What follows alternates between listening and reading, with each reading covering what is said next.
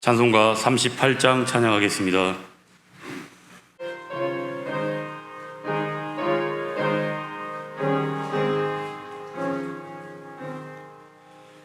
예수 우리 왕이여 이곳에 오셔서 우리가 왕께 드리는 영광을 받아 주소서. 우리는 주님의 백성, 주님은 우리 왕이라. 왕이신 예수님 오셔서 좌정하사 다스리소서. 다 함께 일어서십니다. 예수 우리 주시여 이곳에 오셔서 우리가 주께 드리는 찬양을 받아 주소서. 우리는 주님의 종들, 주님은 우리 주시라. 주 대신 예수님 오셔서 이 찬양을 받아 주소서. 나의 성도들을 내 앞에 모으라. 그들은 제사로 나와 언약한 이들이니라. 하나님은 영이시니 예배하는 자가 영과 진리로 예배할지니라. 아멘.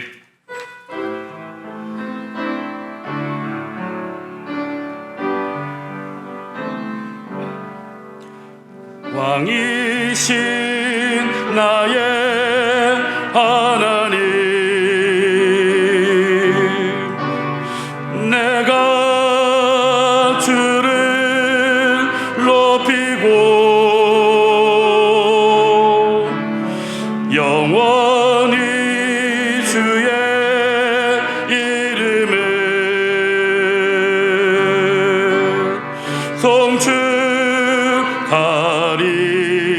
송축하리이다. 우리가 종일 하나님을 자랑하였나이다. 우리는 하나님의 이름에 영원히 감사하리이다. 아멘.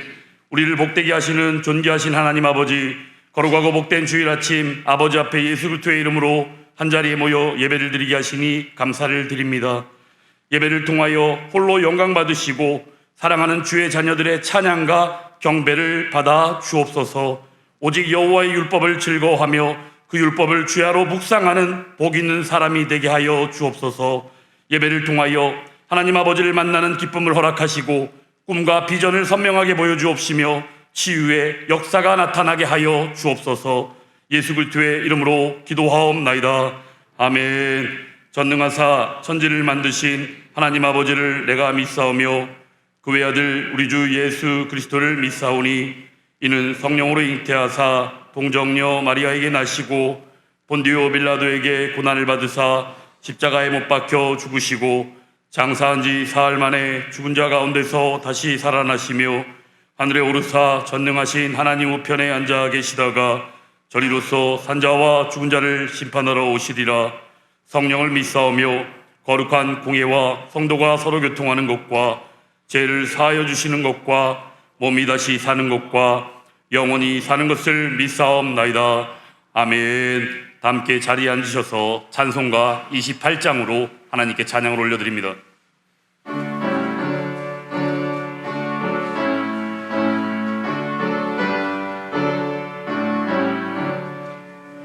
복의 근원 강림하사 찬송하게 하소서. 한량없이 자비하심 증량할 길 없도다. 천사들의 찬송가를 내게 가르치소서. 주소서. 구속하신 그 사랑을 항상 찬송합니다. 주의 크신 도움 받아 이때까지 왔으니 이와 같이 전국에도 이르기를 바라네. 하나님의 품을 떠나 죄에 빠진 우리를 예수 구원하시려고 보혈을 흘려 주셨네. 주의 귀한 은혜 받고 일생 빚진 자 되네. 주의 은혜 사슬대사 나를 주께 내소서. 우리 마음은 연약하여 범죄하기 쉬우니 하나님이 받으시고 전국인을 지소서. 아멘. 오늘 우리에게 주신 하나님의 말씀은 에베소서 5장 15절에서 21절까지의 말씀입니다. 신약성경 315페이지입니다. 에베소서 5장 15절에서 21절까지의 말씀입니다.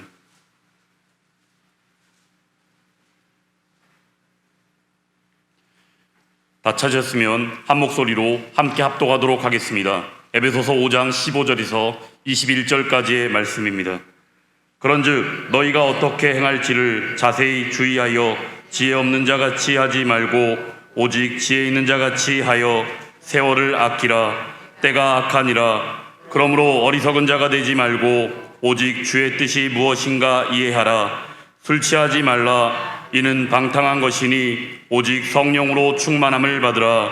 시와 찬송과 신령한 노래들로 서로 화답하며 너희의 마음으로 주께 노래하며 찬송하며 범사에 우리 주 예수 그리스도의 이름으로 항상 아버지 하나님께 감사하며 그리스도를 경외함으로 피차 복종하라. 아멘. 담임 목사님 나오셔서 하나님 말씀 증거해 주시겠습니다. 건강하게들 잘들 지내시고 또 교회에서 이렇게 뵙게 돼서 반갑습니다. 하나님께서 계속적인 은혜를 베풀어 주시고 특별히 이번 주간은 설 명절 주간인데 하나님의 은총이 여러분의 가족에게 넘치기를 원합니다. 오늘은 우리에게 주신 본문을 통하여 팬데믹 시대 우리는 어떻게 살아야 하나 하는 제목으로 말씀을 드리도록 하겠습니다. 이 본문은 너무 중요해서 이 목사도 우리 교회에서 신년새 설교 본문으로 수차례 증거했던 말씀이고 어느 교회나 목사님들이 신년새 말씀으로 자주 설교하는 본문이고 또 교동문에서도 이 본문을 다루면서 교독하기도 합니다. 자, 오늘 말씀을 보면 세 가지로 생각할 수가 있습니다. 첫째는 이 시대를 자세히 주의하여 살펴라. 둘째는 지혜로운 생활을 하라. 지혜로운 자의 삶의 방식으로 살아라. 세 번째는 교회 공동체 생활로 적용하라 하는 대조로 나눠서 생각할 수가 있습니다. 15절 그런즉 너희가 어떻게 행할지를 자세히 주의하여 지혜 없는 자같이 하지 말고 오직 지혜 있는 자같이 하여 세월을 아끼라. 때가 악하니라. 지혜로운 자의 삶을 주문하고 있습니다. 어리석게 사느냐 지혜롭게 사느냐 뭘로 결정이 되느냐? 내가 살고 있는 이 현실, 그리고 이 현실이 앞으로 어떻게 전개되어질 것인가를 헤아리고 분별하는 시각이 필요합니다. 성경은 우리에게 두 가지 눈을 가질 것을 말씀합니다. 근시적인 것, 원시적인 것을 보아야 된다. 다시 여기서 현미경적인 눈을 가지고 현실을 정확하게 직시하는 거예요. 뿐만 아니라 내일이 어떻게 전개될 것인가를 살펴볼 수 있어야 합니다. 마태복음 16장 3절에서 주님은 이렇게 말씀하십니다. 아침에 하늘이 붉고 흐리면 오늘은 낮이 굳겠다 하나니 너희가 날씨는 분변할 줄 알면서 시대의 표적은 분별할 수 없느냐라고 말씀합니다. 이 말씀을 대하면서 저희 어린 시절이 생각이 나요. 이제 시골에 가을이 되면 고추가 붉게 익잖아요. 그것을 이제 마당에 멍석을 깔고 널어놓고 부모님이 일 나가시면서 아무래도 서쪽에 저 구름이 보이는 거 보니까 비가 올지 모르겠다. 그러니 비가 올 것 같은 비가 오기 전에 꼭 이것을 거둬들여라. 이렇게 부탁을 하시고 가셨는데 제가 좀 프리하고 어릴 때부터 그냥 천방지축처럼 그런 놀기 좋아하니까 점점점 구름이 밀려와가지고 까매지면서 비가 내리는데 그것도 모르고 딴 데 가서 있었던 거예요. 그래서 널어놓은 고추가 그냥 비에 흠뻑 젖어가지고 부모님한테 되게 야단 맞았던 기억이 생각이 납니다. 여러분, 지금 내가 서 있는 이 상황이 어떤 상황인가를 정확하게 볼 줄 알아야 되고, 그런가 하면 지금 이 시대가 어떻게 흘러가고 있는가, 앞으로 어떻게 되어질 것인가를 헤아리는 것이 지혜로운 자이고, 그런 자가 지혜로운 삶을 살 수 있다 말씀하시는 거예요. 자, 여러분, 이 시대가 지금 어떻게 흘러가고 있습니까? 코로나 팬데믹이라는 이 상황은 전혀 예기치 못했던 거예요. 물론 전에 사스가 있었고 여러 가지 전염병들이 있었지만 이렇게 크게 우리의 모든 삶을 송두리째 뒤바꿔 놓으리라고는 감히 상상할 수 없었던 거예요. 꼼짝없이 당한 거지요. 자, 그렇다면 이 코로나 시대가 올해 끝난다고 생각해 보세요. 끝나면 우리의 삶이 뒤바뀌어진 이 삶이 제자리로 돌아올 수 있을까요? 아마 그것들을 기대할지 모릅니다. 그러나 기대하지 마세요. 전혀 정상적으로 전에처럼 코로나 이 사태가 생기기 전에처럼 삶의 방식이 되돌아오지 않아요. 왜 그런 줄 압니까? 이미 4차 산업혁명이 예고된 거예요. 코로나 사태가 끝나도 이래서 이제 전염병이 계속 주기적으로 찾아옵니다만 그것이 좀 멀리 수년 후에 온다 할지라도 삶의 방식이 되돌려지지 않는다고요. 왜? 4차 산업혁명 시대가 이렇게 우리의 삶을 송두리째 바꿔놓는 거예요. 코로나 팬데믹으로 앞당겨진 것뿐이에요. 우리는 인격적이신 하나님을 닮은 하나님의 형상이기 때문에 인격을 가지고 사는 존재입니다. 인격적인 존재는 서로 마주보고 관계하면서 사는 존재예요. 여러분, 이웃 사촌이란 말이 있잖아요. 우리 형제라도 1년, 2년 동안 서로 소통 않고 살아보세요. 늘 이웃하고 같이 얼굴 마주고 대하는 이 이웃보다도 더 멀리 느껴져요. 왜냐? 인격적인 존재이기 때문에 그래요. 여러분, 교회를 한 번도 나와서 예배를 드리지 않는 분이 교회에 나와서 예배를 회복한다는 것이 특정인을 제어하고는 쉽지 않습니다. 그래서 목사들은 그렇게 전망을 해요. 이 코로나로 인해서 쭉적인 신앙인들은 다 정리가 되겠구나. 다시 해서 이 코로나가 끝나도 교인들이 돌아오지 않아요. 4분의 1은 최소한도로 떨어지는 것으로 봐요. 1, 2년 동안에 4분의 2이 떨어지면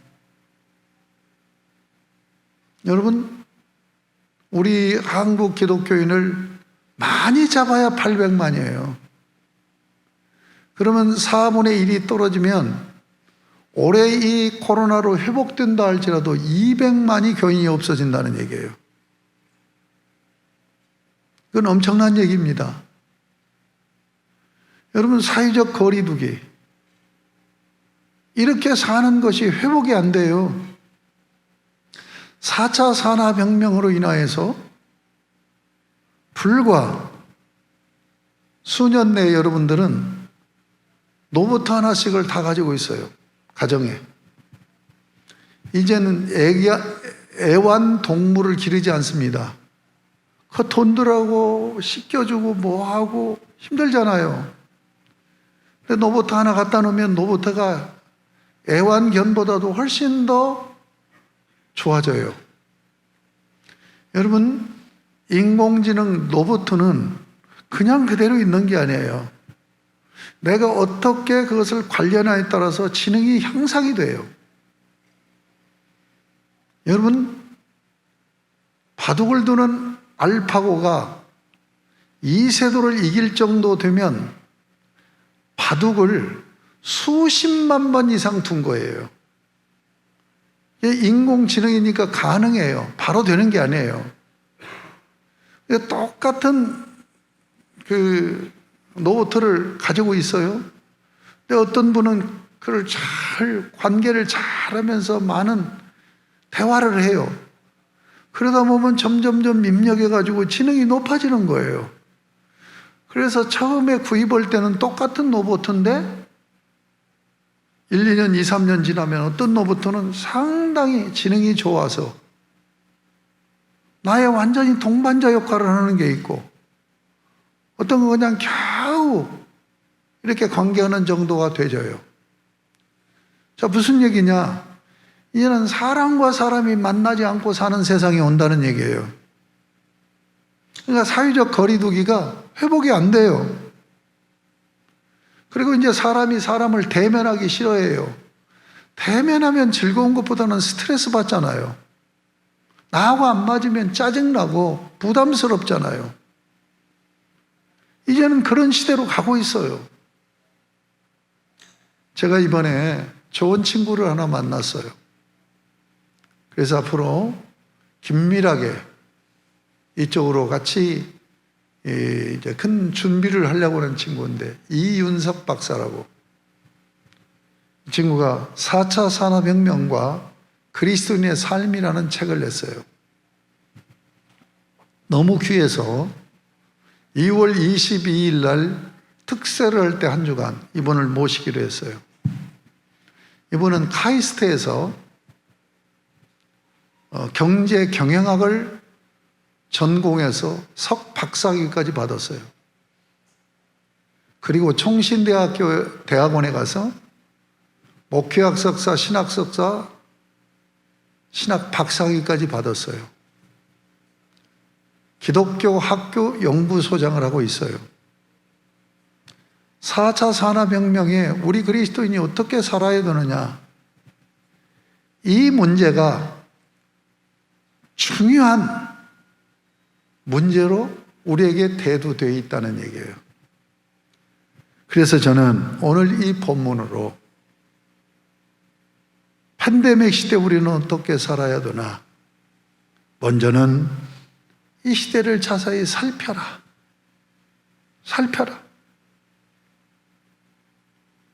그리고 나에게 하나님이 주신 기회가 있어요. 여기서 세월을 아끼라. 이 세월 카이로스인데, 이것은 정해진 시간인데 하나님께서 우리에게 기회로 주신 거예요.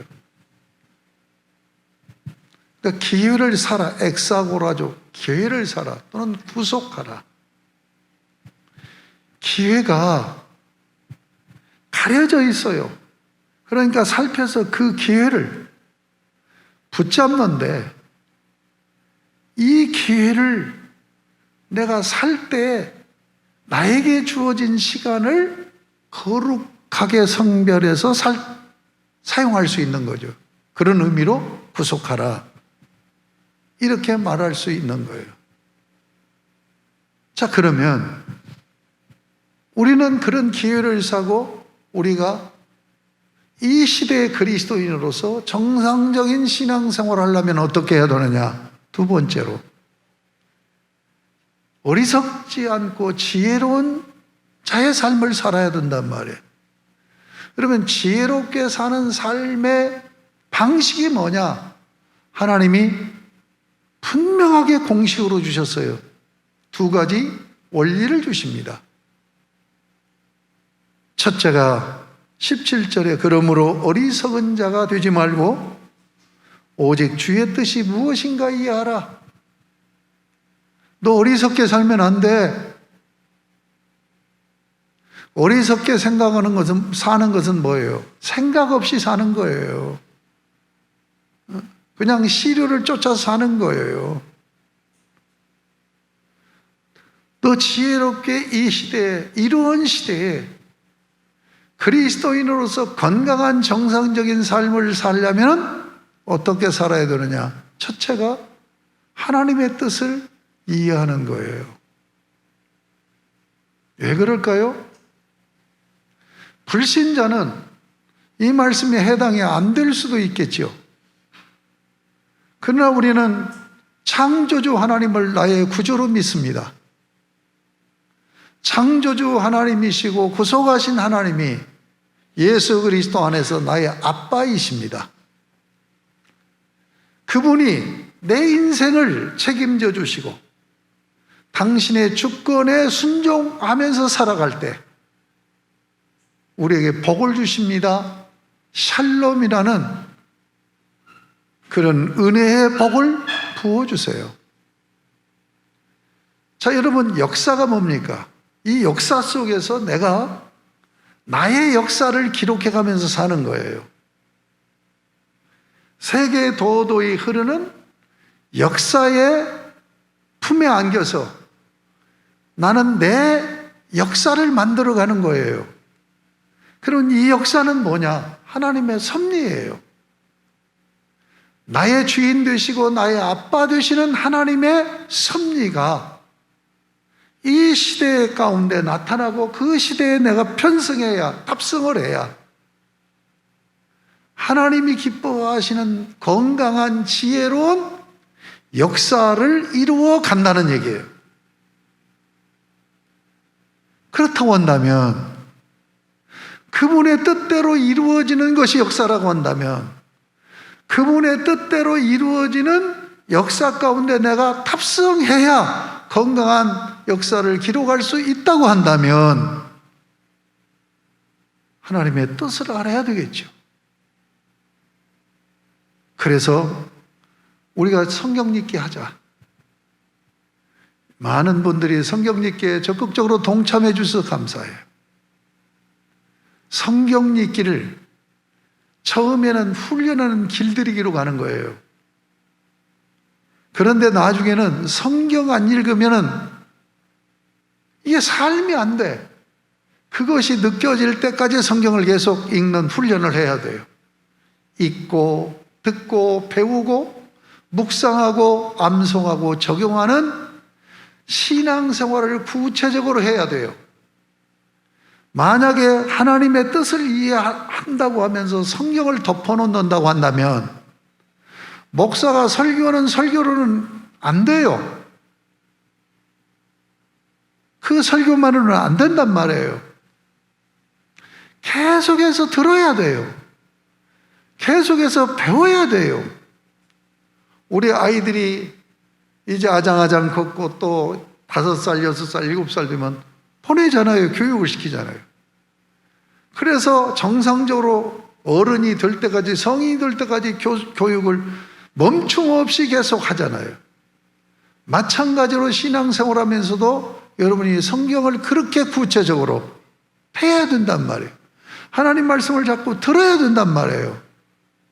자, 하나님 말씀은 첫째로 나의 삶의 방향을 분명하게 해줍니다. 그러니까 하나님 말씀을 알아야 내 방향의 삶의 방향이 분명해져요.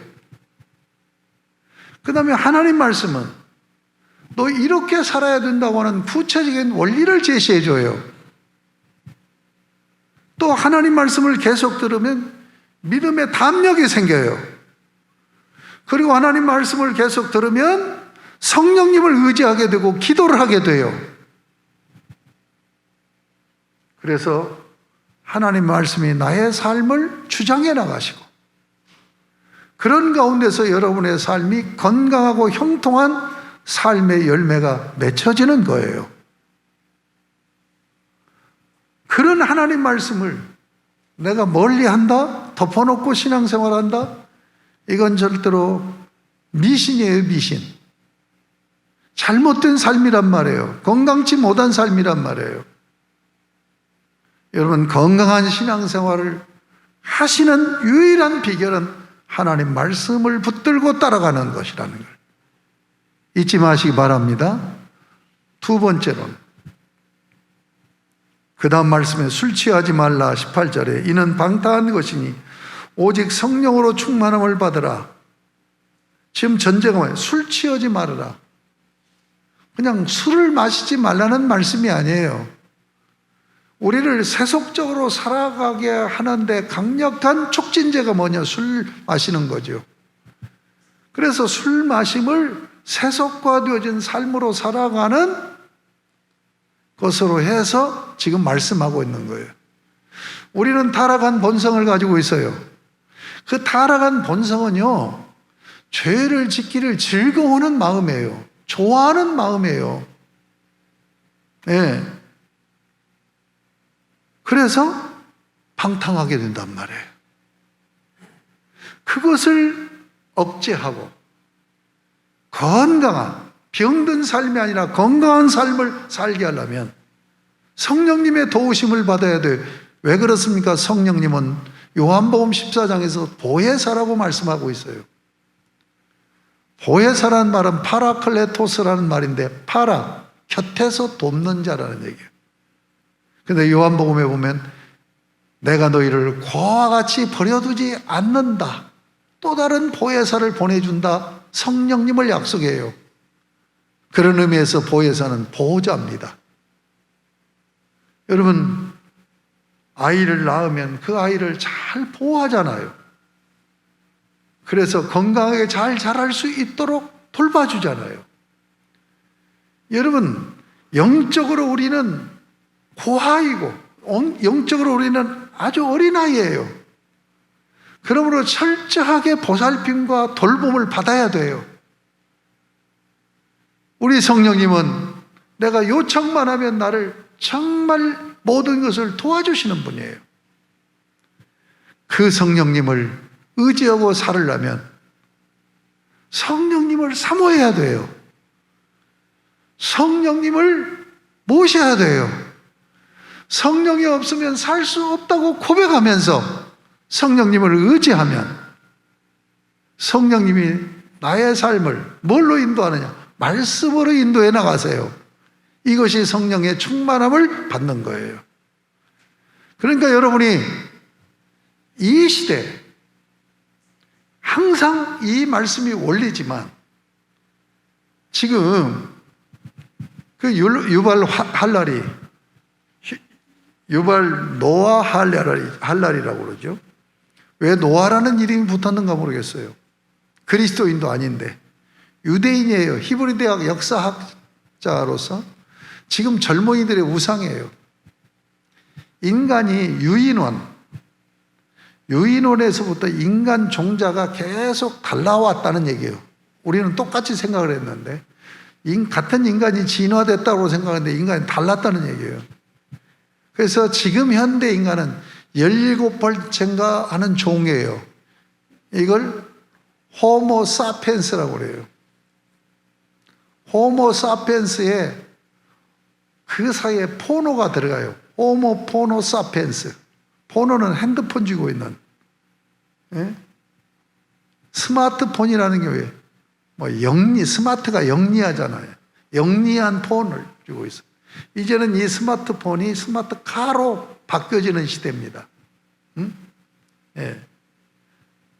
우리 황 집사님 현대연구소인데 스마트카로 지금 많이 지금 막 작업하고 있죠. 이 스마트폰이 이제 자동차로 들어가는 거예요. 자동차로 만들어지는 거예요. 그 성균관대 그 재료 공학자인 최재봉 교수는 85년생 이후로 출생한 자들이 호모포노 사피엔스라고 해요. 사피엔스라는 게 지혜롭다는 얘기예요. 그런 종의 시대인데 이제 곧 그 사피엔스, 호모 사피엔스가 호모 데우스로 변한다. 마지막 종이 뭐냐? 데우스예요. 데우스가 뭐냐? 신이에요. 인간이 신이 되는 거예요. 여러분 선악과를 했다 먹었습니까? 인간이 신이 되고자 하는 욕구예요. 근데 이 본성이 버려지질 않는다니까요. 그래서 이 본성을 계속 추구해 나가는 이 욕구로 인해서 무엇이 이루어지냐? 기술 개발이 이루어지는 거예요. 그 4차 산업혁명은 다른 게 아니에요. 우리 인간의 욕구 실현하는 거예요. 마지막 단계가 바로 자기 실현의 욕구를 충족시키는 시대. 이게 5차 산업혁명 시대라고 봐요. 그때는 인간이 신이 돼요. 그 인간이 신이 되는 거 간단하더라고요. 양자 컴퓨터가 나오면 그런 시대로 가더라고요. 지금 그런데 아마존인가 페이스북인가에서 지금 양자 컴퓨터 개발했네 안 했네 하고 지금 얘기가 나오고 있어요. 이런 시대로 가고 있어요. 여러분 이 시대에 하나님이 나의 인생의 주인, 내가 하나님이 아니라 주인이라는 이 신앙을 지키려면 길은 두 길밖에 없다니까. 하나님 말씀 붙들고 성령님 의지해야 돼요. 하나님 말씀 붙드세요. 성령님 의지하세요. 이제 멍하니 앉아 이런 때 아멘 해야 되는 거 아닌가? 화답해야 되는 거 아닙니까? 하나님 말씀 붙들어야 돼요.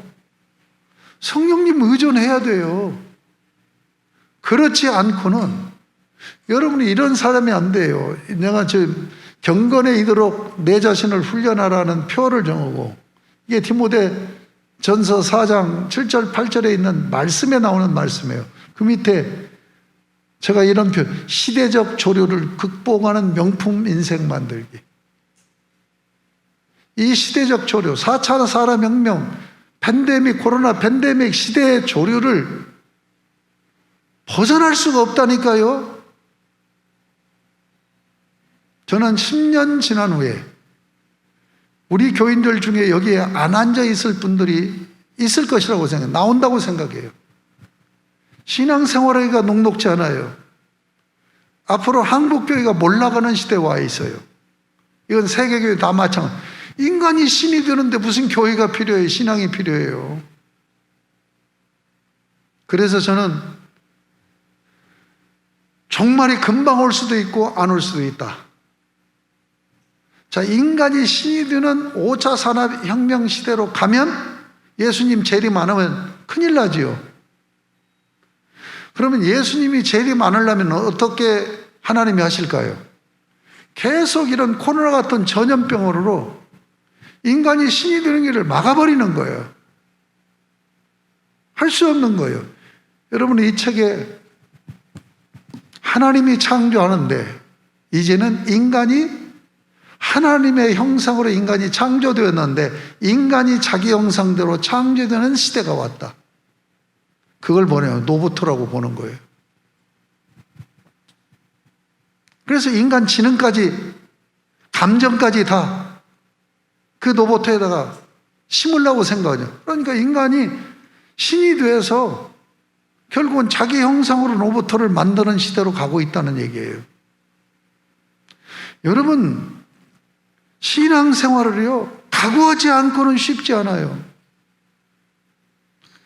나는 어찌하든지 하나님의 말씀을 붙들리라, 나는 어찌하든지 성령님을 의존하며 살리라는 강한 의지적인 결단을 가지고 말씀 붙들고 기도하는 경건에 이르도록 여러분 자신을 훈련하지 않고는 여러분도 이 교회라는 공동체에서 튀겨나갈 수 있다는 것 인정해야 돼요. 자, 세 번째입니다. 자, 그 원리를 적용하는 장이 어디냐? 교회 공동체. 세 번째는 교회 공동체 생활을 하라. 여러분, 에베소서는 로마서와 같이 교리 성경입니다. 로마서는 구원론 교리를 다루고 있고 에베소서는 교회론 교리를 다루고 있습니다. 여러분, 신앙생활에서 가장 직접적으로 우리에게 적용되는 중요한 것은 구원론과 교회론이에요. 주님의 몸 된 교회에 대한 말씀입니다. 자, 지금 19절부터 21절까지가 교회 생활을 얘기하고 있어요. 자, 에베소서를 한번 살펴보겠습니다. 15절을 다시 보면 그런즉 너희가 어떻게 행할지를 자세히 주의하여, 여기서 행할지, 행하다라는 말이 헬라어로 페리파테오예요. 이것은 삶의 방식을 얘기하는 겁니다. 여러분, 주님의 몸된 교회가 교회 생활을 어떻게 해야 되느냐? 이 명령어가 에베소서의 핵심 단어입니다. 이게 어디에 나오냐? 2장으로 넘겨보세요. 주님의 몸된 교회가 2장 11절부터 22절까지예요. 이 교회를 세우기 위해서 너에게 복음으로 예수를 믿게 했다는 말씀이 2장 1절부터 10절까지. 그래서 에베소 2장은 두 단락으로 나눠져 있는 거예요. 첫 번째 단락인 2장 1절부터 10절을 보면 2절에 그때 너희는 그 가운데서 행하여, 여기가 페리파테오라는 삶의 방식이에요. 1절은 종속절입니다. 2절이 주절이에요. 그는 허물과 죄로 죽었던 너희를, 그때 너희는 그 가운데서, 이런 삶의 방식으로서 어떤 삶이에요? 두 가지로 얘기합니다. 세상 풍조를 따르는 거예요. 세상 조류를 따라가는 거예요. 시대정신을 쫓는 거예요. 영적으로 그걸 어떻게 얘기하면 공중권세점, 사탄을 쫓는 삶의 방식으로 사는 그런 자들이었던 거야. 그런데 4절에 긍휼에 풍성하신 하나님이 우리를 사랑하신 그 큰 사랑으로 예수 십자가로 우리를 구원하셨다. 10절 구원하신 이유를 말씀합니다. 우리는 그가 만드신 바라 그리스도 예수 안에서 하나님이 전에 예비하사 우리로 그 가운데서 행하게 하려 하십니다. 페리파테오. 우리를 구원하신 이유는 뭐냐? 삶의 방식을 바꿔주려고 구원하신 거예요. 시대정신을 쫓아가고 사탄을 쫓는 그런 삶을 사는 자의 삶의 방식을 어떤 삶으로? 선한 일을, 그리스도 예수 안에서 선한 일을 행하는 그런 사람으로 삶의 방식으로 바꾸시려고 구원하신 거예요. 그 삶의 방식으로 살게 하기 위해서 교회를 세운 거란 말이에요. 그래서 11절부터 22절까지가 그 교회를 얘기해요. 그러니까 여기서 행하다고는 페리파테오가 2절에, 10절에 페리파테오, 이것을 인크로지오 어법이라고 해요. 수미상관 어법이라고 그래요. 행하다는 삶의 방식으로 가서 행하다는 삶의 방식으로 맞추는 거예요. 자, 교리를 얘기하고 4장으로 넘어가 보세요. 4장부터는 이제 이 교회가 세워져서 교회 생활을 어떻게 해야 되느냐. 1절 보면, 그러므로 주 안에서 갇힌 내가 너희를 권하노니 너희가 부르심을 받은 일에 합당하게 행하여, 부르심을 받은 자로 합당한 삶의 방식으로 페리파테오가 나와요. 그 다음에 17절 보세요. 끝에 보면 그 마음에 허망한 것으로 행함같이 행하지 말아라. 이건 부정적이죠. 페리파테오. 너 세상을 쫓고 그리고 사탄을 쫓는 삶의 방식대로 살지 말아라. 그 다음 5장으로 넘어가 보겠습니다. 5장 2절에 보면 그리스도께서 너희를 사랑하신 같이 너희도 서로 사랑 가운데서 사랑으로 섬기는 삶의 방식으로 살아라. 삶의 방식으로 살아라. 그 다음에 8절 보세요. 그런 삶의 방식이 뭐냐? 주 안에서 너희가 전에는 어두움이었어. 사탄에 속한 삶의 방식으로 살았어. 그런데 이제는 주 안에서 빛이라, 빛의 자녀들처럼 삶의 방식으로 살아라. 지금 6번 사용됩니다. 마지막 15절에서 21절까지가 4장 1절부터 5장 21절까지가 교회 생활을 얘기하는 거예요. 그 교회 생활의 결론이 15절부터 21절까지예요. 그런데 여기서 마지막 7번째, 어떻게 행할지, 어떤 삶의 방식으로 살아야 돼. 페리파테오를 사용하고 있단 말이에요. 그 삶의 방식이 뭐예요? 하나님의 뜻을 붙들고 성령님을 의존하여 사는 것이다. 그럼 어디서 그렇게 살아야 되느냐? 바로 교회 공동체에서 그렇게 살아야 된다 하는 것이 19절부터 21절까지란 말이에요. 자, 19절 봅니다. 교회 생활을 이제 구체적으로 적용하는 거예요. 시와 찬송과 신령한 노래들로 서로 화답하며, 화답한다는 게 이게 분사예요. 어떤 삶의 방식으로 사느냐 하는 삶의 방식을 지금 수식하는 분사예요. 분사절입니다. 시와 찬송과 신령한 노래들로 어떻게 하라고요? 우리 성도끼리 서로 화답하라는 얘기예요. 무슨 얘기냐? 교회 생활은 자체로 어떻게 하느냐? 찬송과 간증으로 함께 교제하는 거예요. 이게 성도의 교제를 1번으로 다루고 있어요. 여러분, 교회는 핵심적인 교회 생활은 코이노니아입니다. 교제입니다. 그러니까 주일날 슬그머니 혼자 나와서 예배드리고 누구도 만나지 않고, 이거는 교회 생활을 하지 않는 거예요. 그러니까 교회 안에서 서로 어떻게 해야 된다고요? 찬송하고 간증하는. 그러니까 만나갖고 수다 떨고 세상 얘기하고 남편 흉보고 성도들 흉보고 목사님 흉보고 이런 자리가 아니란 말이에요. 왜 교회를 세웠어요? 만약에 그렇게 산다면 이건 세상이죠, 교회가. 교회는 그렇게 교제하면 안 돼요. 신령한 교제를 해야 돼요. 그것은 하나님을 찬양하는 거예요. 그 찬양 속에 감사가 들어있죠. 그리고 간증하는 거예요. 예? 여러분 한번 생각해 보세요. 신앙 나쁜 사람, 늘 불평하고 교회도 잘 안 다니고 그런 사람하고 가까워 보세요. 금방 전염됩니다. 금방 전염돼요.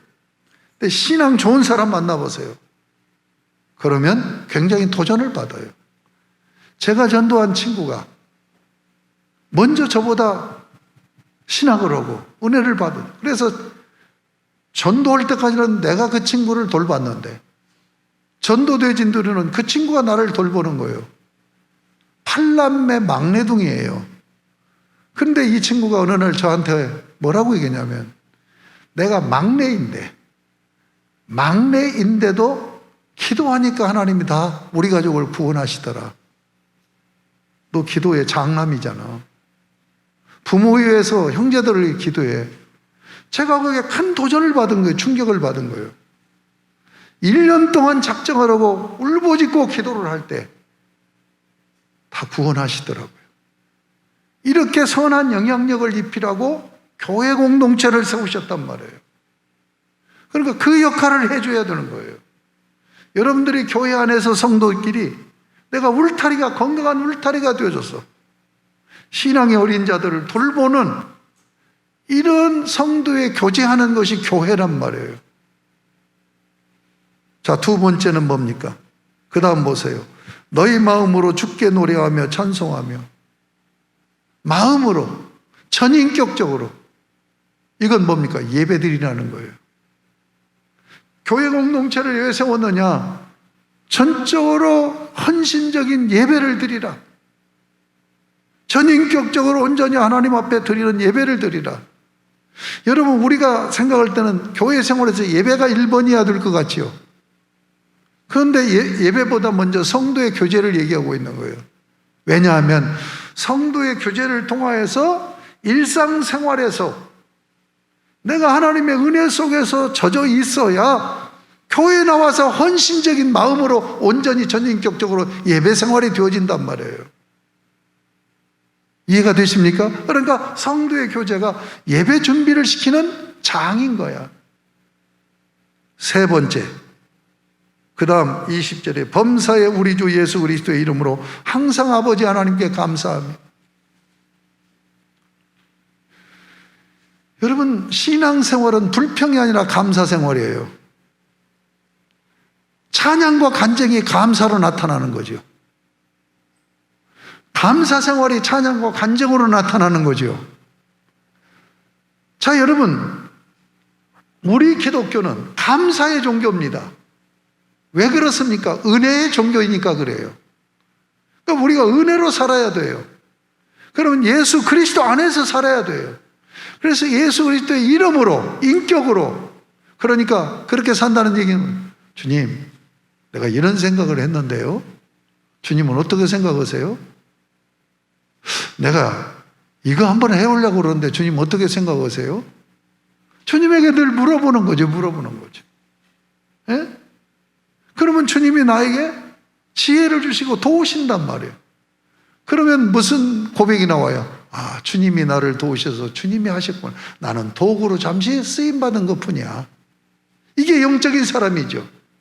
근데 하나님이 놀라운 것들을 베풀어 주셨는데 자기가 했다는 거예요. 하나님의 은혜 생각도 못해. 여러분, 우리의 삶을 보면 기도 안 하고 응답받는 것이 훨씬 더 많습니다. 그렇죠? 그러니까 하나님은 우리 아버지시니까 내가 있어야 할 것을 아시는 거예요. 내가 구하지 않아도. 그러니까 내가 구하지 않는다고 그냥 내버려 둬가지고 망하게 만들지는 않는단 말이에요. 그런데 왜 주님은 아시면서도 기도하게 하십니까? 기도를 하면서 기도를 하면서 살면 하나님이 내 기도에 이렇게 응답하셔서 하나님이 하셨다고 하는 것을 내가 체험을 한단 말이에요. 그래서 은혜의 불감증 환자가 되는 게 아니라 하나님의 은혜네. 하나님이, 다른 사람이 올 때는 지가 다 했어. 근데 그 사람은 아니야, 이건 하나님이 도우신 것이고 하나님의 은혜야. 이게 영적인 삶의 방식이죠. 우리의 삶은 은혜에 감사하면서 사는 방식이라는 거.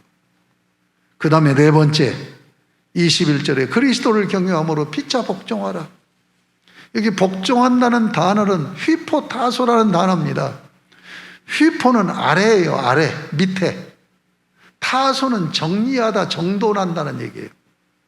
그러니까 그리스도를 경외하라며 피차 복종하라는 얘기는 서로 낮은 자리로 내려가라는 얘기예요. 네? 내 주변에 있는 모든 사람보다도 내가 한 단계 낮아지라는 얘기예요. 자기를 낮추는 거예요. 이게 온유와 겸손입니다. 여러분, 평등이라는 말을 즐겨 사용하죠. 평등이라는 말은 성경적인 용어가 아닙니다. 성경은 평등이라는 말이 나오지 않아요. 이것은 인본주의에서 나오는 얘기예요. 평등을 주장하면 갈등이 생겨요. 성경은 평등을 얘기하는 게 네가 낮아지라는 얘기예요. 네가 밑으로 내려가라는 얘기예요. 그러니까 평등보다도 훨씬 더 성숙한 삶의 모습을 얘기하는 거예요. 그게 쉽지 않아요. 그래서 그 앞에 뭐래요? 그리스도를 경외함으로라고 했어요. 왜 그리스도를 경외함으로 빛자 복종하라고 합니까? 주님을 봐야 이게 죄성을 가진 인간이기 때문에 내가 낮아질 마음을 갖게 된다는 얘기예요. 예? 그리스도가 어떤 분입니까? 하나님이잖아요. 창조주잖아요. 그분이 심지어 구주에 태어나시잖아요. 하나님이 인간의 자리로 오는데 짐승들이 밥 먹는 자리에서 출생을 한단 말이에요. 하나님이니까 왕궁에서 출생할 수 있어요, 없어요? 있지요. 고관 대작의 집에서 출생할 수 있어요, 없어요? 있지요. 그럼에도 불구하고 하나님이 인간보다 더 낮은 자리로 내려오셨단 말이에요. 하나님인데도 그렇게 하지 않느냐. 그러니까 그분을 경외함으로 너도 그렇게 하라. 아멘. 이게 교회 생활을 구체적으로 어떻게 되는가는 매뉴얼을 제시한 거예요. 영적인 교제, 온전한 헌신의 예배, 그리고 그리스도 안에서 진정한 감사 생활, 그리고 하나님이 나보다 더 낮은 자리로 내려가셨네.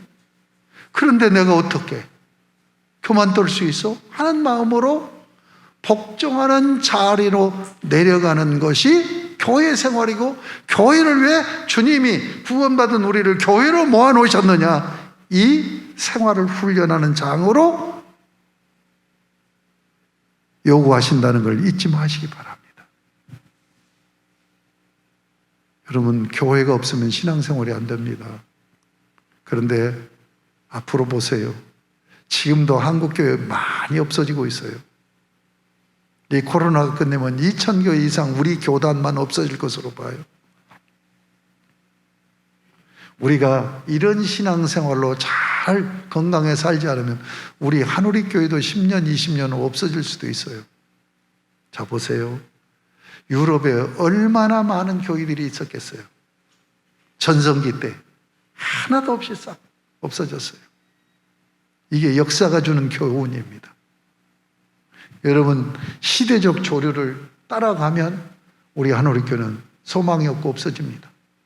그러나 여러분들이 시대적 조류를 극복해 나가면, 명품 인생이 되어진다면, 여기 에베소 2장 10절 우리는 그의 만드신 바라 하나님의 걸작이 되어진다면, 여러분을 통하여서 하나님은 영광 받으시고 이 교회는 역사적인 교회로 남게 되고 서가게 될 줄로 믿습니다. 사랑하는 성도 여러분, 이 시대의 흐름을 주시하실 수 있습니까? 교회는 이 시대의 구원 방주라는 것을 잊지 마시고 교회를 지키고 여러분이 참된 교회가 되실 수 있기를 바라고,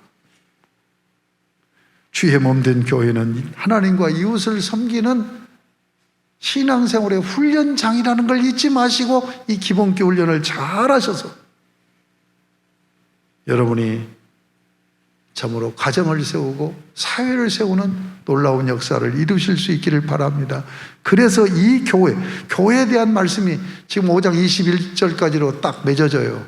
그 다음에 22절, 그 교회 생활의 원리를 가지고 22절부터 6장 4절까지 가정을 회복해라. 6장 4절부터 9절까지 종과 상전의 관계, 노사관계를 얘기해서 사회를 회복해라. 그러니까 가정과 사회를 회복할 수 있는 유일한 도구는 교회밖에 없다는 걸 잊지 마시고, 교회가 건강해야 그 역사가 일어나지 않겠습니까? 그러니까 우리 사회의 마지막 보루는 교회고 저와 여러분이라는 걸 잊지 마시고 하나님의 뜻을 붙잡고 성령의 인도함을 받으며 건강한 교회 생활을 잘 하셔서 잘했다 칭찬받고 성숙한 그리스도인에서 여러분도 신앙생활에 행복하고 하나님께서 복 주시고 복 주시는 은혜 속에 거하시기를 주님의 이름으로 축복합니다. 아멘. 하나님 아버지 감사합니다. 오늘 저에게 팬데믹 4차 산업혁명 시대에 과연 우리는 어떻게 살아야 될까? 이 시대의 흐름을 주시하며 이 현실을 직시하는 가운데 하나님께서 주신 그 신앙생활의 원리 말씀 붙들고 성령님을 의존하여 구원 방주가 되는 교회 안에서 아름다운 영적인 성도의 교제, 헌신적인 예배, 그리고 범사의 감사 생활, 그리고 그리스도를 경유하는 차세로 피차서로 낮은 자리에 머무르면서 섬기고 세워지는 아름답고 건강한 교회 생활들을 잘 훈련하여서 가정을 세우고 사회를 세우는 십자군의 귀한 역군들 되어줄 수 있도록 복을 베풀어 주시옵소서. 예수님의 이름으로 기도드립니다. 아멘. 찬송 187장.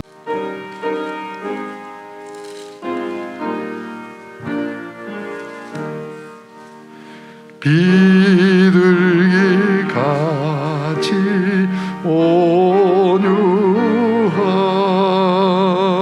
은혜의 성 영오셔서 거친 맘로루 만지사 위로와 평화 주소서. 진리의 빛을 비추사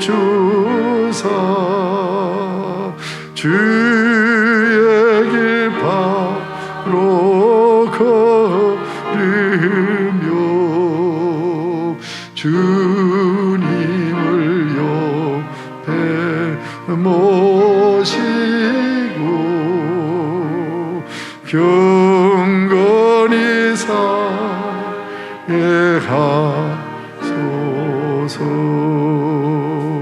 주님과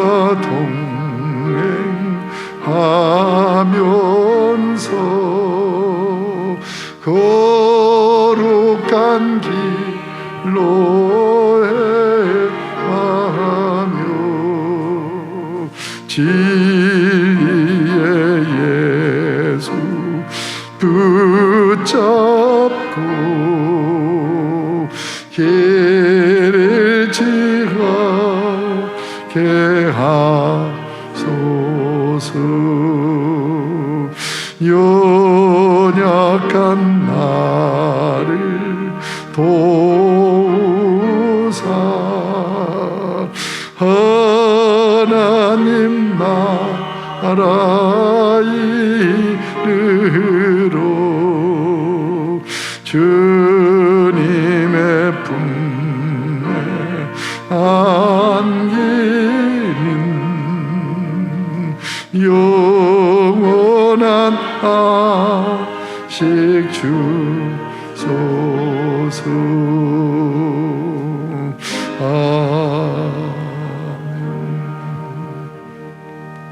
아버지 하나님, 우리 사랑하는 성도들이 하나님 앞에 드림의 예배를 온전히 드리며 헌금을 봉헌합니다. 아버지 하나님, 기뻐하시는 중에 이 헌금을 받으시고 영광 삼으시며 하늘문을 활짝 여시고 하늘의 신령한 복, 땅에 기름진 복으로 우리 사랑하는 성도들에게 인격적인 방식으로 넘치게 은혜를 부어 주옵소서. 그리하여 영적인 믿음의 부요를 누리고 또 어떤 상황 가운데서 우리 주님이 함께 하심으로 확신과 기쁨과 넉넉함 속에서 살게 하는 형통함을 이루게 하시고 지금까지 우리 교회와 성도 그리고 가족들을 지키신 아버지 하나님, 계속해서 이 코로나로 지켜주실 뿐만 아니라 강건케 하시는 은혜를 부어 주옵소서. 아버지 하나님, 주일원금을 봉헌합니다. 받으시옵소서. 감사헌금을 봉헌합니다. 받으시옵소서. 10의 1조헌금을 봉헌합니다. 받으시옵소서. 목적헌금을 작정하고 봉헌합니다. 받으시옵소서. 헌금 내역에 약속하신 은혜의 복을 넘치게 부어주셔서 구원받은 기쁨과 삶의 자리에서 나의 주인으로 역사하시는 주님의 인도하심에 감격으로 살아가는 신앙생활들 되게 하여 주옵소서.